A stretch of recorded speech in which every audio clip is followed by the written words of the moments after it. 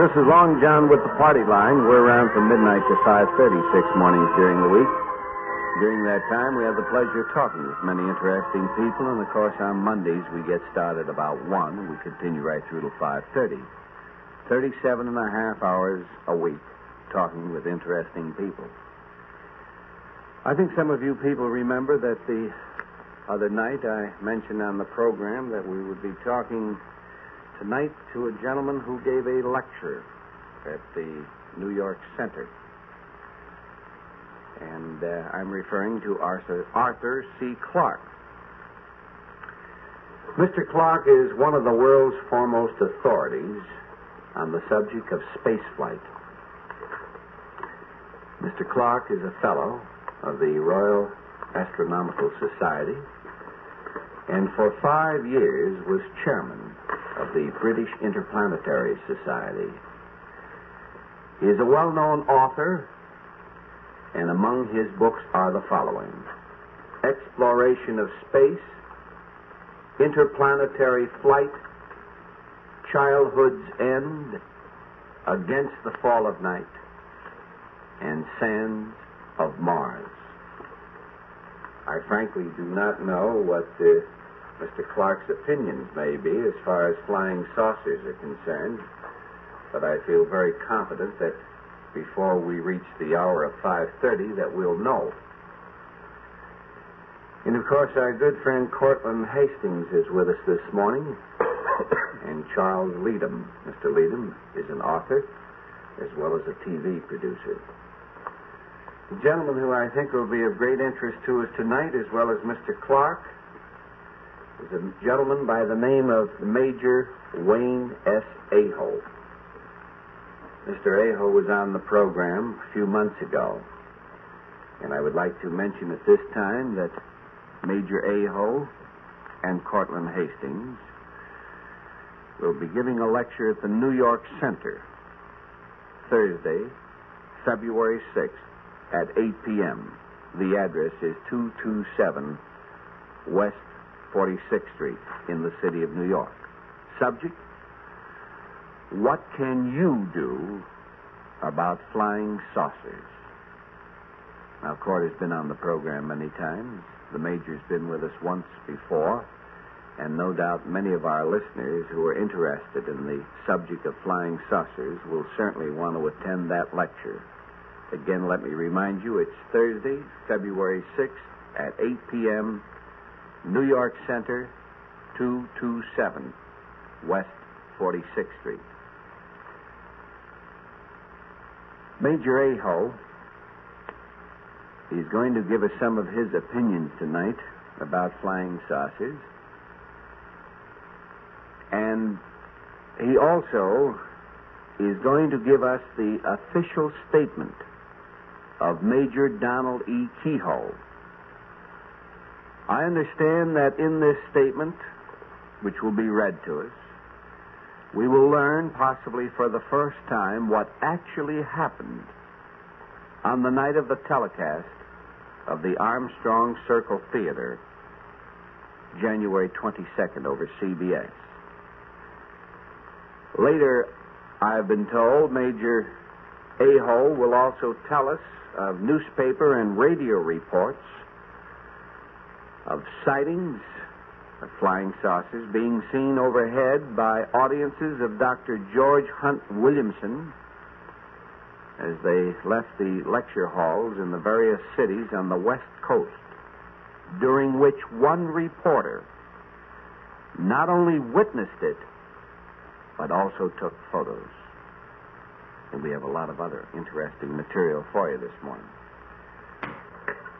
Major Aho, since that Armstrong Circle Theater telecast, there's been a lot of stories going around about what happened.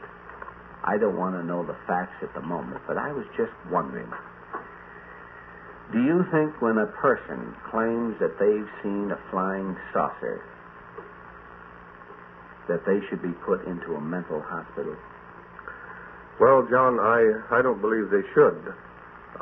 If that is the case, why, there'd be thousands of our people in the world right today in mental institutions who have had these sightings all over the world. And if we went so far as putting the people that had these sightings, had these experiences in the hospital, and we'd no doubt have to hospitalize the witnesses also, because there are a number of witnesses in many of these reported sightings. That is something that I would just like to discuss at some length later this evening, and discuss the very interesting case of Reinhold Schmidt in Kearney, Nebraska, and bring to light everything that has happened up until now. Do you believe the Schmidt story? Well, let's put it this way, John. I wasn't there. I wasn't a witness, but I believe that the man's story has possibilities. And if his statement can be borne out that there were 3 or 4 other witnesses that saw this same ship, and the fact that these reported landings, these reports came from many parts of the nation. I have with me some news this evening about a similar type of landing story from Long Beach, California. And when you add that to the Leveland, Texas incidents, and White Sands, New Mexico, and Nashville, Tennessee, and the fact that these are all occurring about the same day with no relationship between them. The parties did not know each other, and they occurred almost simultaneously. Then we should begin to consider that perhaps the Reinhold Schmidt story did have some merit. And just because you've heard a lot of other stories, Major Aho, you feel that there's a possibility that the Schmidt story is true? Well, John, I received several letters from Reinhold Schmidt. I am aware that that right today he's back at the scene of operations. Many people know that he was sent to a mental institution in Hastings, Nebraska, which I think we should discuss at some length when you want to go into that part of the program. He's out, though, now. He's out, and he claims to have passed every test he demanded, according to his letter, every test they could give him, and he passed these tests. And the same company that had sent him originally to Kearney, Nebraska as a grain buyer put him right back in Kearney, Nebraska, still in their employ. So certainly some people have faith in the man. I spoke the other day to the newscaster who's with the Mutual Broadcasting System in Kearney, Nebraska. Actually, he called me, and he was in the hotel room with Mr. Schmidt at the time. And he was under the impression that I had made an announcement that as Schmidt heard through somebody else that I had made an announcement on this program that I knew that there were witnesses to the story. Well, I hadn't said that. And evidently Mr. Schmidt had the idea that possibly I would know the names and addresses of these additional witnesses, alleged witnesses. And frankly, I do not know them. I know nothing about it. Court? Yeah, I wanted to add one small addendum there, John. I understand that one of the... very short one. Thank you. One of the eminent citizens of that town was a witness to this very thing. But because of the ridicule which was heaped upon it, and the great amount of censure and opprobrium, he considered it much better for the safety of his own skin and the safety of his own reputation to remain incognito. But he told individuals that he had seen it, but refused to let his name be used. I don't want to know the source of your information, but may I just ask you this. Is this hearsay? Probably not. I wasn't there either, John, so I can't say, but I would say the source was quite reliable. Well, before we get into our discussion with the other guests this morning, let me take a moment to talk about this offer. You heard the statement that was made by Major Aho a moment ago. And I was just wondering, as an astronomer, and also I understand that you were 5 years chairman of the British Interplanetary Society, I think with that background, you possibly have some opinion about the possibility of saucers being interplanetary. Yes, I think it's only a matter of time before we're visited from space. In fact, I had an article in Harper's Magazine about 3 or 4 months ago called Where's Everybody?, which was on this very theme. There are at least 100,000 million suns in this one universe of ours, and we're probably a pretty backward section of it. And we've only been civilized, if we are civilized, for a very short period of time. I'm sure there'll be thousands of civilizations out there among the stars with very much higher standards than ours, and they have space travel and interstellar travel. So it's certainly only a matter of time before we're visited. Now, when you say, Mr. Clarke, it's only a matter of time, are you implying that possibly they haven't arrived here as yet? I should think it's very probable they've arrived scores of times in the past. Mm-hmm. And it's even possible they've arrived in historic time. I mean, since there's been men who've recorded these things. I mean, some of Charles Fort's accounts are very hard to explain any other way except the arrival of spaceships in the Earth's atmosphere. But I don't think they're arriving now. You don't think they're arriving now? When No. you say that, do you mean today? Well, I mean, I don't think they've arrived. Or during the last 6 months? During the century, say. During the century. You don't feel that any saucers or UFOs have arrived here from other planets? Of course, I can't prove this, but it's my feeling that they haven't arrived. I mean, on the basis of all the evidence that If you feel that they have arrived here from time to time from other planets, why is it that they have stopped during the past century? Well, I don't say they've stopped, but the problem is this.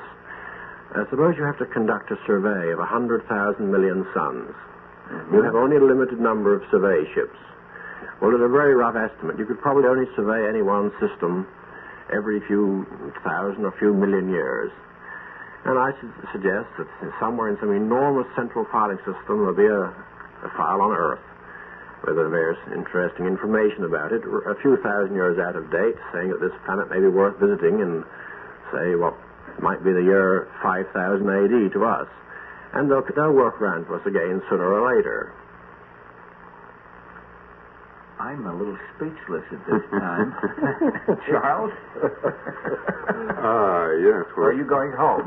I'm going to go look for this file card, to tell you the truth. The thing that curiosifies me is this. Why must they have come, say, in Paleolithic times, and why couldn't it have been, 2 weeks ago last Monday that they brought the file card up to date? Well, it could be any time. I'm just pointing out the statistics of it.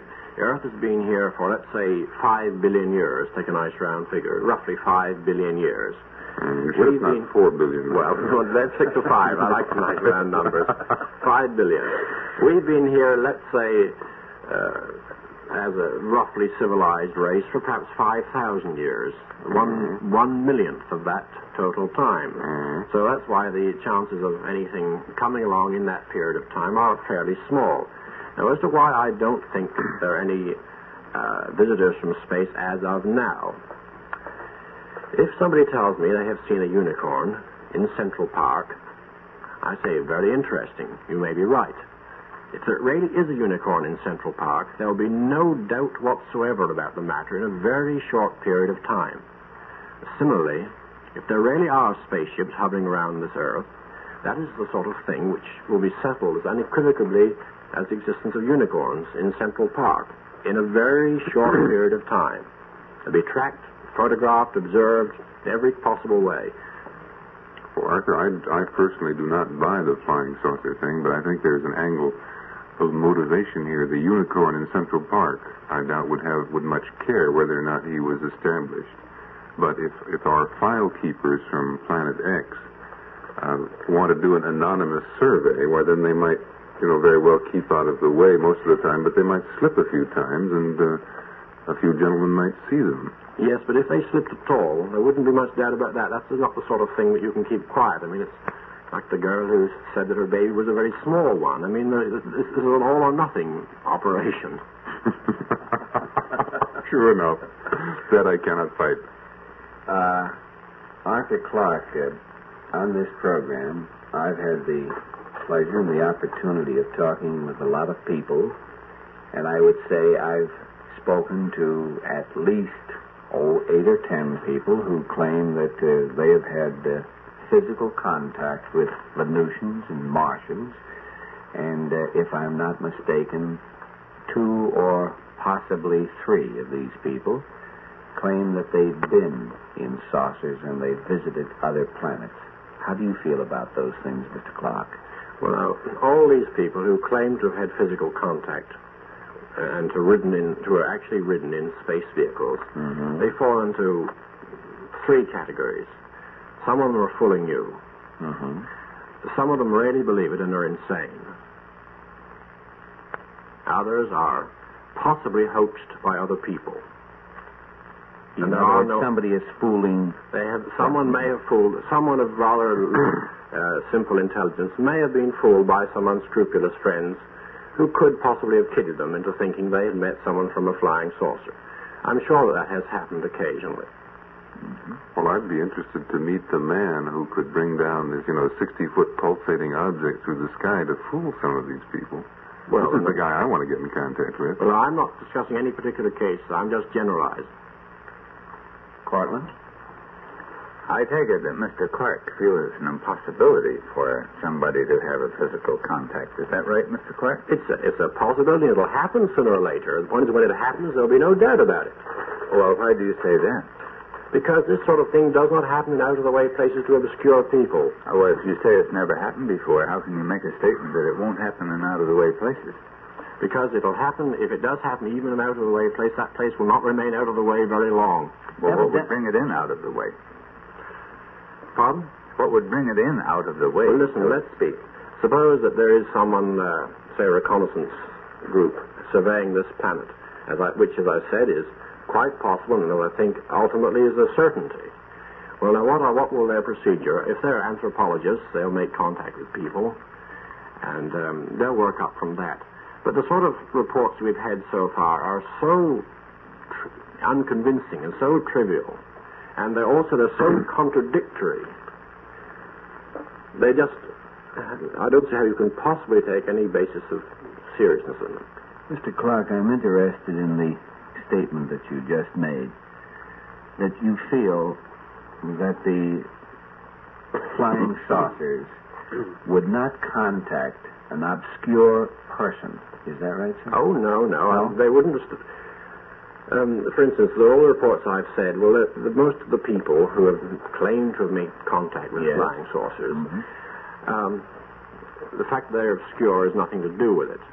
But they're, let's say, also peculiar, many of them. And I don't think you can deny that. Now, I'm not going to give any names, but I think you can fill in the blanks quite easily yourselves.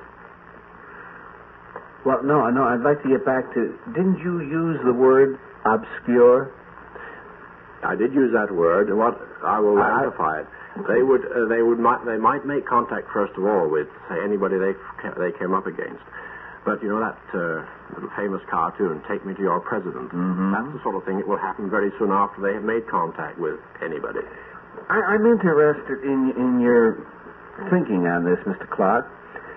You made a statement a little while ago that you thought that possibly saucers or UFOs or spacecraft, that is interplanetary craft, had arrived on this planet, but possibly not for the past 100 years. Now, if this is true, and let us say that 150 years ago, some interplanetary craft landed on this planet and they accidentally contacted an obscure person, don't you think that that person would have taken the Venusians or the Martians to somebody of importance so that we would have a record of it in our history? I think that's very likely, and that is one of the best arguments against this happening in historic times. So you have fairly well convinced me that it hasn't happened for this reason. Your argument is a very sound one. So we might as well wrap it up for a night instead of play. No, that would be most disappointing. We can go back to, say, about 2000 BC, and then what would have happened? It would have been lost. I mean, the whole That's historical... true. Well, the point is there's very It little... hasn't been, actually. Yes, but there's very little point in discussing these cases because you can never prove them one way or the other, the early cases. They can never be proved. You can argue around them till kingdom come. And there's no way that I can see, unless you make a time machine, of proving that really was an extraterrestrial contact. So we are really stuck with the modern sightings if we want to do anything. Mm-hmm. Cortland? As long as we're back to 2000 B.C., which is a rather interesting and round date. How do you like round figures? Sure. A friend of mine is an Egyptologist, and he's been doing quite a bit of study in that. And he says that in the Book of the Dead, there are numerous references to spaceships or machines from space. There is some reference to sun, and some people say that these are suns. But in the next paragraph or so, it will be mentioned that these machines blot out the sun. And there are numerous references to the pharaohs going out to have conversations with these people as being those beings from outer space of greater wisdom than our own. Well, I mean, I could match dozens of these cases from... you can take things in the Bible. I mean, you can prove up thousands of cases, quite convincing, but you could not prove them, but you can build up some very interesting cases, but you can never prove them or disprove them. So, really, there's not much we can do on the matter. The thing that surprises me is that so much credence is attached to Egyptian mythology. Why not go into Norse mythology and talk about Valhalla and the ice gods and so forth as being, who knows, maybe frozen flying saucers? What is so... what is so much with Egypt in the Book of the Dead? This is what I don't understand. Well, there's some very good cases in Ceylonese mythology. I happen to live in Ceylon now, and there's cases in the sacred writings of Ceylon going back to about 500 B.C., where there are stories of flying machines and so on, which are quite convincing. Well, the Book of the Dead is an extremely important book. Happens to be one of the bases. That's why I was referred to.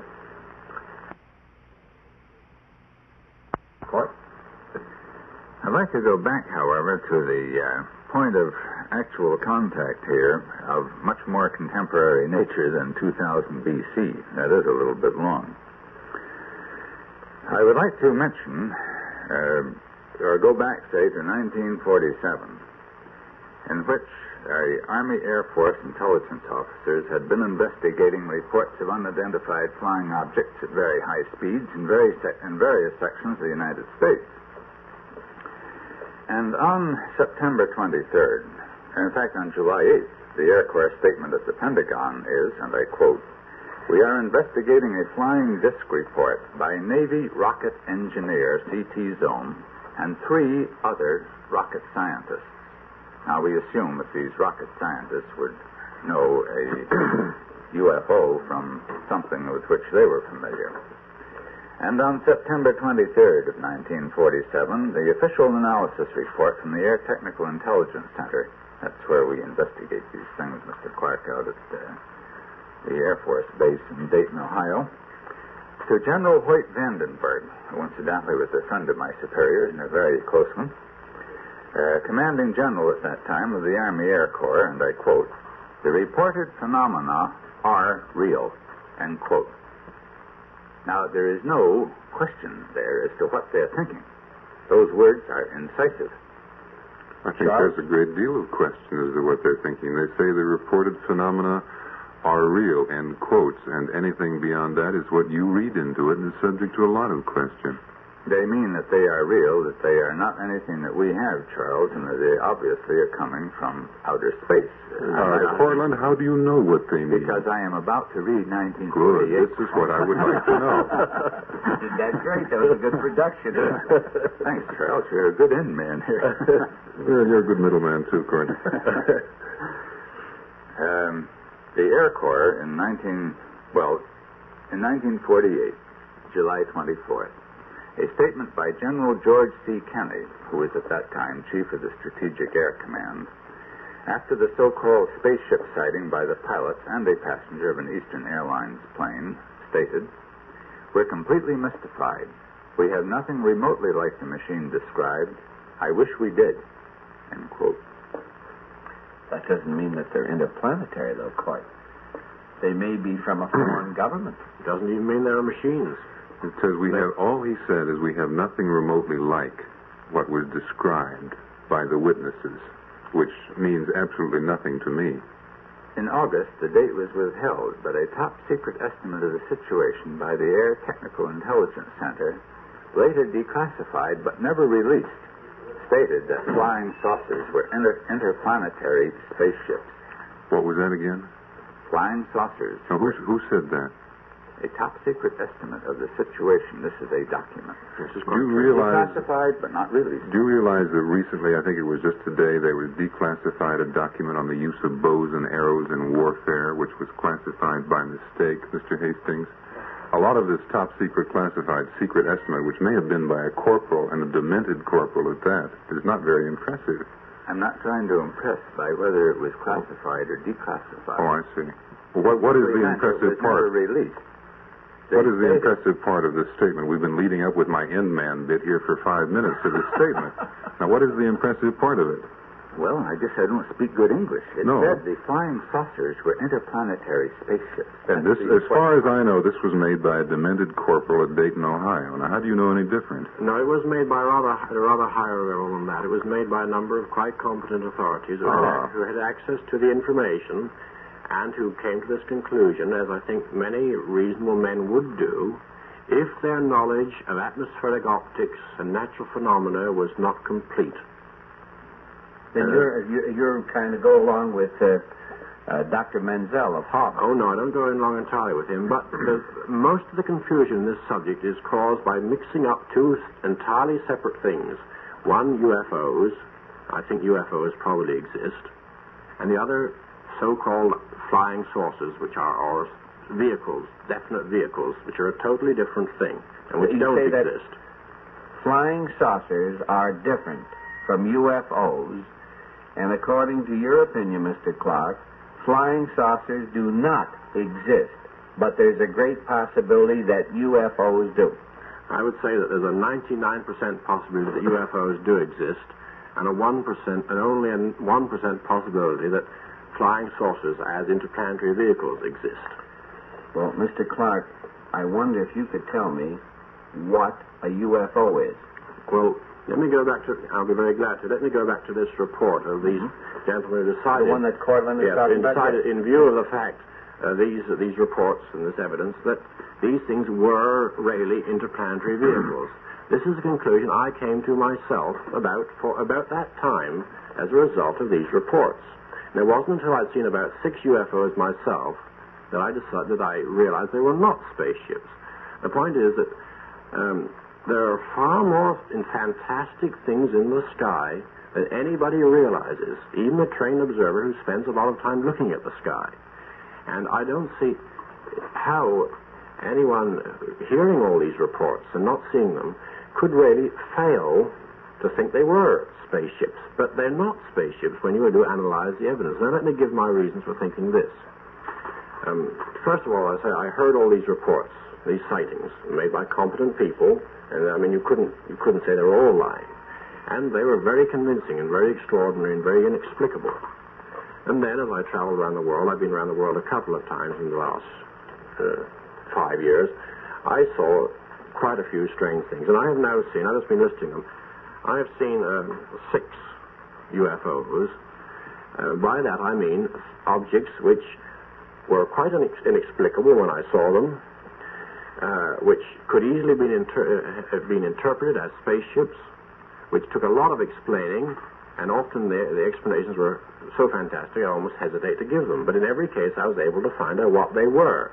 But I'm sure that 99% of the people who'd seen them would have decided they were spaceships, but they were not. Now, this is happening all the time. Now, can I give some examples of things I saw to show you what I mean? Please do.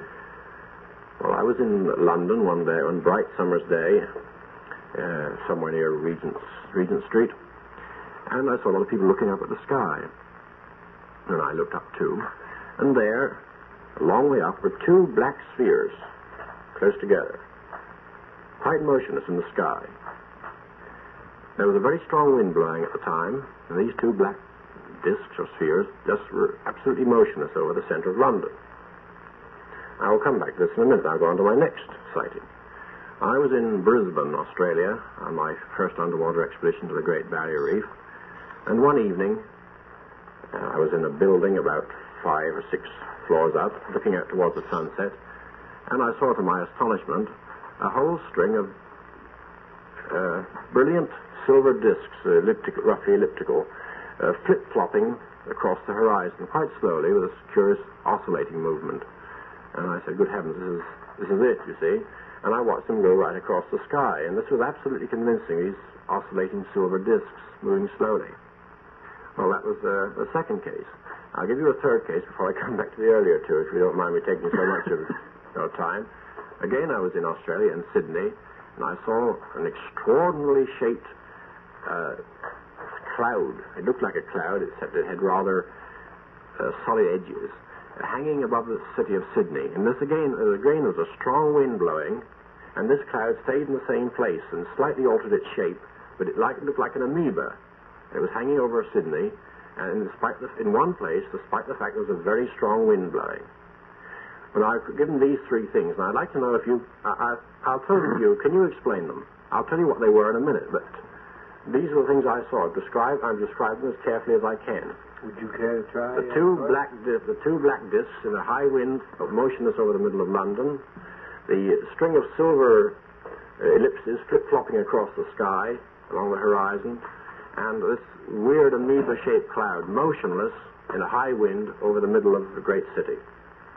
No, these sound like regular descriptions. Quite well. Flying saucers.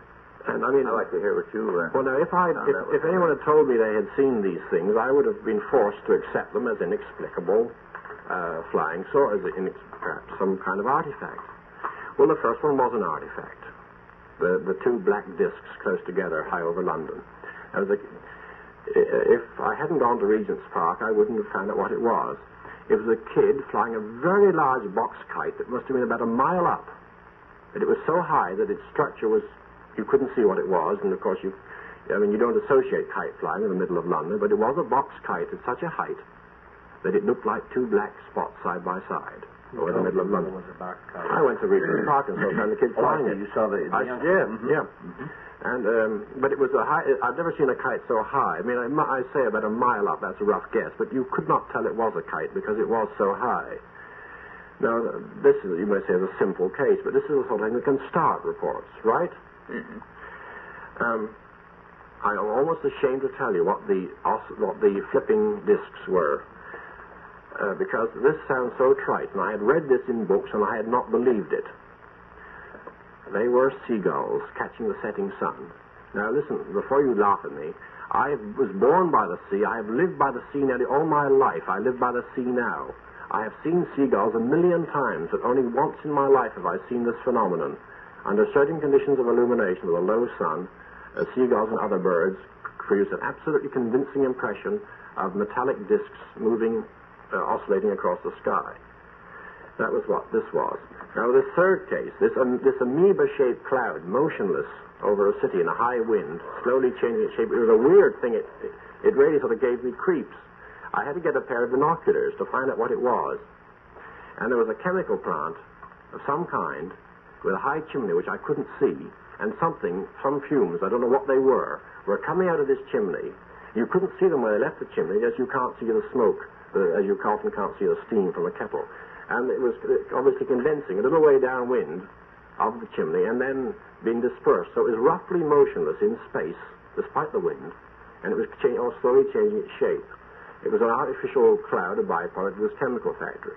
Well, all these three cases are just examples of some of the extraordinary things that I myself have seen in a few years in the sky. And this is why I don't take seriously any report of anything seen in the sky. I'm sure that people see these things, they can't interpret them. Arthur, you mentioned UFOs and flying saucers. You believe in UFOs and you don't believe in flying saucers. Isn't it possible that because you have never seen a flying saucer, or at least to your knowledge, you don't know that you saw an interplanetary craft? I call them flying saucers because it's convenient on this program. If you've never seen one, and yet you believe in UFOs, Isn't it possible for a person to see a flying saucer and not being familiar with its shape or anything about it, that they could be considered to be UFOs? Of course, it's perfectly possible. When there's so many hundreds of explanations of strange things, why on earth bring in an unearthly explanation until we've exhausted all the terrestrial ones? We've talked on this program to a few members of an organization that's called CSI, that's Civilian Saucer Intelligence. It's located in the city of New York. And I might say that the few people that I've had the pleasure of meeting who are members of that organization are certainly brilliant, intelligent people, people that have excellent educational backgrounds, people like Lex Mebane, Ted Blocher, Ivan Sanderson. These names may mean nothing to you at all, sir. Ivan. Oh, you know Ivan. I heard recently, not from these gentlemen, but from other people, and so far no one has denied it, that a few of these people, not all of the names that I've mentioned, but a few of them, believe in little men, not green ones now. In other words, actually it's been thrown out on this program by somebody that these men believe in little green men. Now that has been corrected, not by Mr. Mebane or Mr. Blocher, but we've had people who said it isn't green one. They don't even know what the colors may be. But due to extensive research on the part of one or two members of Civilian Saucer Intelligence, these people now sort of lean in the direction of the little men visiting this planet. What do you think about that? Well, I think it's nonsense. I mean, there's no evidence for these things, and why bring them in until you've explained, until you've eliminated all the other possibilities? Mm-hmm. Court? I don't think that... You're almost speechless at this moment. Oh, no, I'm not. I'm just waiting patiently. I see. I'm sorry if I've been monopolizing. Not at all. No. Arthur, this program here, you're liable to go for an hour without stopping. That's the way we work this program. Go ahead. Frankly, I think Mr. Clarke is to be complimented on his examining into what he saw. I agree with you. I am all for that. I think there is too little of it. We need more of it. But I don't think that what your experience, Mr. Clarke, is any indication of the grand total. I have seen things, too, which looked like saucers. I didn't think so, but I wasn't sure. But in a few minutes, I determined very definitely that there would have to be much more solidity to what I saw to prove to me that they were saucers. And I have never seen one yet. As far as the little men go, I'm sure Ivan Sanderson feels quite convinced in his own mind after having gone down to the, wherever that blooming place was, where the landing was supposed to have been. Are you talking about the West Virginia monster? Well, he went down that Flatwoods, West Virginia. Flatwoods, West Virginia. Yeah, but that wasn't a little man. That wasn't a little man. No. I was just trying to think of the location, but I don't feel so bad, Long John, as long as your memory, which is as long as an elephant, can't remember where it was. I don't feel so bad. I may have made a mistake here. Ivan Sanderson is not Hans Stefansson, the... No, not Hans Stefansson. No. Sorry, Ivan Sanderson is the zoologist. Oh, I don't know him. Hans Stefan Sanderson is the editorial director of Fantastic. Yes, I know Hans quite well. Mm-hmm. Oh, Ivan is a very bright chap and very well grounded. And I heard him give a dissertation one evening on these little men. As far as I'm concerned, I put it aside because I don't know whether there are or not. I certainly would credit Ivan's intelligence quite considerably because when he goes after something, he's a bit skeptical on these things. Let's say he's very skeptical about them. However, what I wanted to get back to is to some of these. If Mr. Clarke feels that there are no saucers which have been around lately, I would like to just bring out a whole battery of instances here, not consecutively, because after all that would be taking too much time. But on November 3rd, I presume you're aware, Mr. Clarke, that there were quite a concentration of sightings. They started actually on November 2nd. On November 2nd, the owner of station KCLV in New Mexico saw a strange glowing object speeding southeast. Now, he could have been mistaken, no question. But the Ground Observer Corps at Leveland, Texas, logged reports of a large bluish object flying west at a low altitude. And that same evening, Civilian Aeronautics Association, is that correct, Wayne? You're up on that CAA? Tower operators on duty at the Amarillo Airport base sighted a peculiar bluish object moving through the sky. And one of the tower operators, whose business it is to know these things, said he had never seen anything so spectacular. Well, that's another one. Now, however, we get to the things that are going to be more concrete and where we can really sink some teeth in.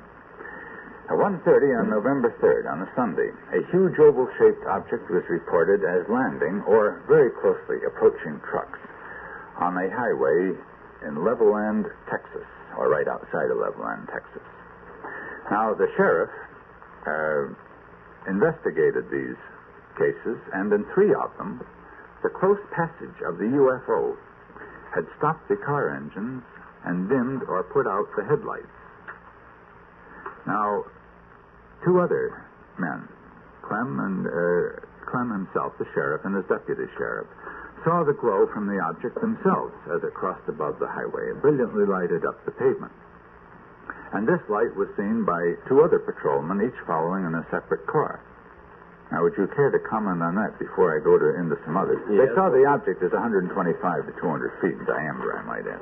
Well, now, this boils down to a number of separate categories. First of all, the sightings, objects seen in the sky, those are quite different from what I was talking about in flying saucers and vehicles. They're what I call the UFOs, and many of those may be an unexplained UFO. I'd like to come back to that later. But before, let me recapitulate. Anything strange seen in the sky, not close enough to get you to give an idea of its structure, that may have many hundreds of separate explanations, and I think there may be a residue which has no explanation yet. You can call this a genuine UFO, which may turn out to be quite a new phenomenon. I have some ideas on that I'd like to come to later. But now, as for the reports of things that land and come down to Earth, people see things coming out of them, I just do not believe any of those. And this one you have just quoted, contains the seeds of its own disproof. The story of the car engine stopping, because this brings me right back to 1937. In 1937, 1938, car engines were stopping all over England. They were stopping near the big towers that were being put up along the east coast, because those towers were supposed to contain a ray, to generate a ray, which would stop the engines of the Luftwaffe when they bombed England. And this report, every week you were hearing about car engines being stopped. Everybody believed this, quite genuinely, that car engines were being stopped. This was absolute nonsense. They were radar stations, and the car engine reports were being put out by counterintelligence to make people think that this is what these stations really were, that they were to stop the Luftwaffe's engines. There was no truth whatsoever in these reports, but this was a universal belief. So whenever I hear about car engines stopping, I remember the same thing 20 years ago, and there was not a word of truth in it. Well, do you feel then that it's possible that our government are putting out these false rumors? There's no need to make false rumors, but no need to put them out. Well, these had nothing to do with radar towers, Mr. Clarke. No, but this is a beautiful example of the sort of hysteria that generates. Someone starts a story, and quite possibly someone sees something and they stole their engine. And then that starts the whole thing. And then they put out the headlights, too. Sure. They probably pulled the ignition out. Well, we'll have to go to another one where there are a great many more cars involved. Well, before we do that, let me take a moment to do a little piece of business. I think you wanted to get into a little different line. Yeah, I was, now that we proved that flying saucers don't exist, I thought, one point, Arthur, in your lecture the other night at the New York Center, you said something about satellites. You said quite a lot about satellites, for that matter. But one thing was, I recall you saying that if the Russians on their satellite had used instead of on the second satellite, instead of the big dog-bearing thing, Yeah. if they had put a fourth stage on there, Yes. they could have hit the moon. Is that... Yes, they could have hit the moon with a payload of about 50 pounds, maybe 100 pounds. Why would they, having got one satellite up already, I don't know whether the second one was really for scientific research or what, but it certainly would have been a great deal more impressive if they had done a magnesium flare or whatever they're going to do to mark the moon. Well, what they did with Sputnik 2 was much more useful scientifically. That was loaded with instruments, and of course, as well as the dog, and they obtained a vast amount of scientific information from that flight. So that was the obvious next one to do after Sputnik 1, to do the heavier payload in the orbit. I would say the logical thing now for the next one is an attempt to shoot something around the moon. They can do it any time they feel like it. In fact, I'm rather surprised they haven't already. What value would it be for any country to be able to land on the moon? What value is it to land on America? The moon is much bigger than America. And after all, the moon is only the stepping stone to the other planets and to the universe as a whole. Well, do you think it would be of any value to us in the event of war as a nation? No, I don't think so. We can destroy ourselves completely adequately with existing weapons on this planet. There's no need to go into space to set up military bases. I agree with Mr. Clarke. First time this evening. It's a pleasure, sir. If we want to use the moon for any military purpose, I suggest we build our air raid shelters there. What? I wanted to get back to this other little corroborating instance, because I frankly, Mr. Clarke, with due deference to your scientific knowledge, which is vastly in excess of mine, I wanted to point out another sighting, however, of a UFO by a research engineer of the Air Force Missile Development Center near Alamo.